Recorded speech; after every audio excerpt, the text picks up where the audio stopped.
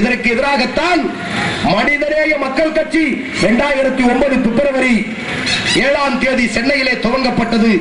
2 ஆண்டுகளில் இன்னைக்கு 2012 2 எம்எல்ஏக்கள் கடமை உணர்வோடு ஜாதி மத பேதம் இல்லாமல் அனைத்து சமுதாய மக்களுக்காக சட்டமன்றத்திலே குரல் கொடுத்துக் கொண்டிருக்கிறார்கள்.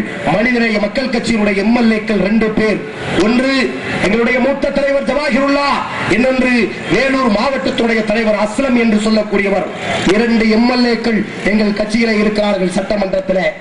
அன்புக்குரிய சகோதரர்களே, நான் சவால் விட்டு சொல்லுகிறேன், 234 சட்டமன்ற உறுப்பினர்களில் லஞ்சம் வாங்காதே, ஊழல் செய்யாதே, எந்த ஒரு கரப்ஷனுக்கும் ஆளாகாதே 2 எம்எல்ஏ தான் இருக்காங்க. அது யாருன்னு கேட்டா மனிதநேய மக்கள் கட்சியினுடைய 2 எம்எல்ஏக்கள். இப்படி சொல்றதுக்கு அதிமுக தயாரா? திராவிட முன்னேற்ற கழகம் தயாரா? நாங்க கமிஷன் வாங்க மாட்டோம். அதை வாங்காத 2 பேர் தான் சட்டமன்றத்தில் இருக்கிறார்கள். இது போதாதா எங்களுடைய நேர்மையை நிரூபிப்பதற்கு? கமிஷன் வாங்க மாட்டோம், லஞ்சம் வாங்க மாட்டோம், ஊழல் செய்ய மாட்டோம், ஊரா முதலெடுத்து உம்மா பேருக்கு பாத்தியா ஓத மாட்டோம்.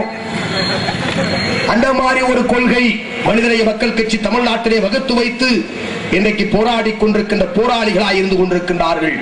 அன்புக்குரிய சகோதரர்களே, இன்னைக்கு மதுவை வித்து பொழப்பு நடத்தக்கூடிய இந்த மோசமான நிலைமையை இந்த தமிழ்நாட்டிலே இருந்து அப்புறப்படுத்துகின்ற ஒரு முகமாக தமிழ்நாடு முஸ்லிம் முன்னேற்ற கழகத்துடைய மிகப்பெரிய போராட்டம், மனிதநேய மக்கள் கட்சியினுடைய மிகப்பெரிய போராட்டம். அன்புக்குரிய சகோதரர்களே, இந்த தேசம் பாதுகாக்கப்பட வேண்டும். அன்புக்குரிய சகோதரர்களே, இந்த தேசத்தினுடைய நலனிலே நமக்கு அக்கறை இருக்கிறது என்று சொன்னால் அதற்காக நாம் போராட வேண்டும்.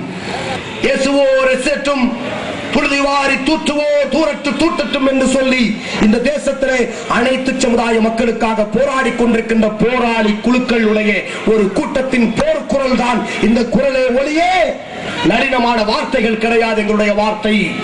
அன்புக்குரிய சகோதரர்களே, அந்த அடிப்படையிலே தான் நான் சொல்லுகிறேன், மகரிபு தொழுகைக்காக நாங்கள் பள்ளிவாசலுக்கு சென்றோம். எங்களோடு நூற்றுக்கணக்கான தமுமுகவுடைய தொண்டர்கள் வந்தார்கள். 10 பேர் உள்ளே தொழுதார்கள். அல்லாஹுவை வணங்குவதற்கு உங்களுக்கு எதற்கு நேர கால தாமதம்? இறைவனை வணங்கக்கூடிய நேரத்திலே நீங்கள் இறைவனை வணங்காத காரணத்தினால் இறைவனுடைய கோபத்துக்கு நாம் ஆளாகி விடுவோம்.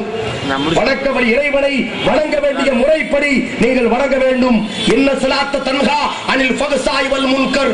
தொழுகை, இறை வணக்கம் மானக்கேடான தவறான காரியத்திலே இருந்தும், தீய பழக்க வழக்கங்கள், தீய பேச்சுகள், தீய செயல்பாடுகள், தீய எண்ணங்களிலே இருந்து உங்களை காப்பாற்றும். எனவே இறைவனுடைய கட்டளை, குர்ஆனுடைய வசனம், இறைவனை நீங்கள் நினைவு கூறுங்கள், நீங்கள் தொழுகையை நிலைநிறுத்துங்கள். இது இறைவனுடைய கட்டளை. எந்த தாமும் தொழுகாத ஒரு தமுமுககாரர் நமக்கு தேவையில்லை. தொழுகையை நிலைநிறுத்துங்கள், இறைவனுடைய பாதுகாப்பு உங்களுக்கு கிடைக்கும். ஒரு இந்து பெருமகன் அவனுடைய வணக்க வழிபாட்டை கோயிலிலே செய்கிறான். ஒரு கிறிஸ்துவ பெருமகன் அவன் சர்ச்சுகளிலே அவனுடைய வணக்க வழிபாட்டை செய்கிற போது முஸ்லிம்கள் தொழுகைக்கு அஞ்சுவது ஏன், தொழாமல் இருப்பது ஏன் என்று எனக்கு புரியவில்லை. தெரிந்து கொள்ளுங்கள், தமிழ்நாடு முஸ்லிம் முன்னேற்ற கழகம் வெறும் ஆர்ப்பாட்டம் போராட்டம் செய்கின்ற ஒரு வெற்று கூட்டம் அல்ல. உண்மையாக வாழுகின்ற தேசத்திற்காக, மக்களுக்காக, மனித குலத்தை காப்பாற்றுவதற்காக இறைவனால் ஆயத்தப்படுத்தப்பட்ட ஒரு போர் வீரர்கள் நீங்கள்.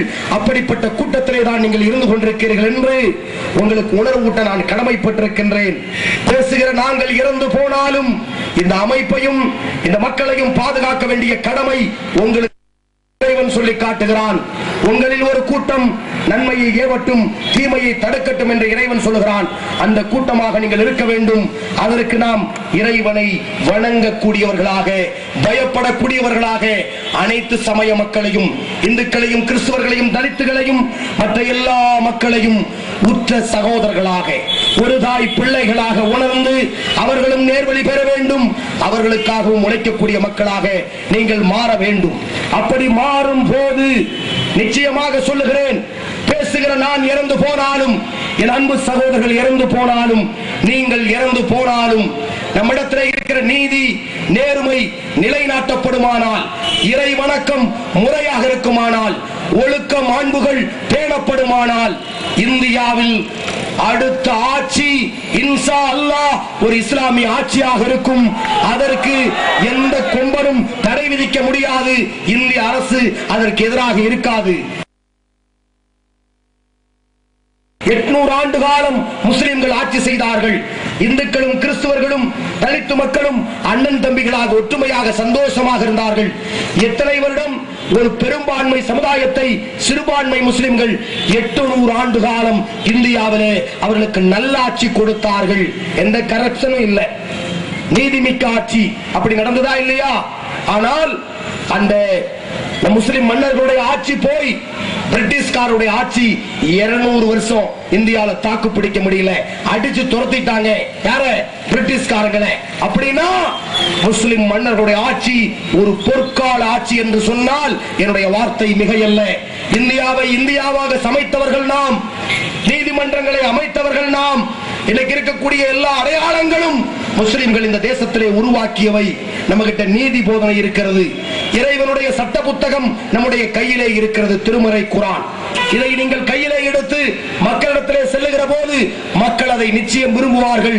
அந்த செல்லக்கூடிய தகுதியை நீங்கள் உருவாக்கி கொள்ள வேண்டும். திட்டமாக நான் சொல்லுகிறேன், உறுதியாக சொல்லுகிறேன். ஏதோ ஒரு மனநம்பிக்கையிலே பேசவில்லை. இந்த நாட்டிலே நீதியான ஒரு ஆட்சி நடைபெற வேண்டும் என்று சொன்னால், ஊழலற்ற ஒரு ஆட்சி நடக்க வேண்டும் என்று சொன்னால், இனி காங்கிரஸ்காரர்களால், இனி பிஜேபி காரர்களால், இனி எந்த கொம்பனாலும் ஒரு நல்லாட்சி இந்தியாவுக்கு தர முடியாது. இங்கே இப்ராஹிம் லோடி இந்தியாவை ஆண்ட போது இங்கே இருக்கிற இந்துக்கள் ஆப்கானிஸ்தானத்திலே உள்ள பாபரை அழைத்தார்கள். பாபரே, இந்தியாவுக்கு நீங்கள் ஆட்சி செய்ய வாருங்கள், எங்களுக்கு நல்லாட்சி தாருங்கள் என்று சொன்னார்கள். அப்படி பாபர் இந்தியாவுக்கு வந்து ஆட்சி செய்தார். அதுபோல இந்திய மக்கள் ஒன்றாக சேர்ந்து முஸ்லிம்களே நீங்கள் இந்தியாவை ஆளுங்கள் என்று சொல்லக்கூடிய ஒரு காலம் அதி விரைவிலே வரும். அதற்கு தயாராகிக் கொள்ளுங்கள். அதனுடைய அடையாளம் தான் இன்றைக்கு அநீதிக்கு எதிராக இந்த குரல் ஒலித்துக் கொண்டிருக்கிறது. எனவே அப்படிப்பட்ட தர்மத்தை நிலைநாட்டக்கூடியவர்களாக, நீதிக்கு துணையாக இருப்பவர்களான ஒரு கூட்டத்தை உருவாக்குகின்ற முகமாக, அதுவரையிலே அப்படிப்பட்ட ஆட்சி இந்தியாவிலே வருகின்ற வரையிலே இந்திய தேசத்துடைய ஜனநாயகத்தை பின்பற்றி இந்திய மக்களுக்கு நல்லது செய்பவர்களாக, இந்திய மக்களுடைய உணர்வுகளை புரிந்து கொண்டு அவர்களுக்கு நல்ல ஒரு நிலையை உருவாக்குபவர்களாக நாம் அனைவரும் ஆகுவோம் என்று கூறி இந்த நல்ல வாய்ப்புக்கு நன்றி கூறி இறைவனுக்கு நன்றி கூறி விடைபெறுகிறேன். வாஹிரு தாவானா அனில் ஹம்துலில்லாஹி ரப்பில் ஆலமீன். அஸ்ஸலாமு அலைக்கும் வரஹ்மத்துல்லாஹி வபரகாத்துஹு.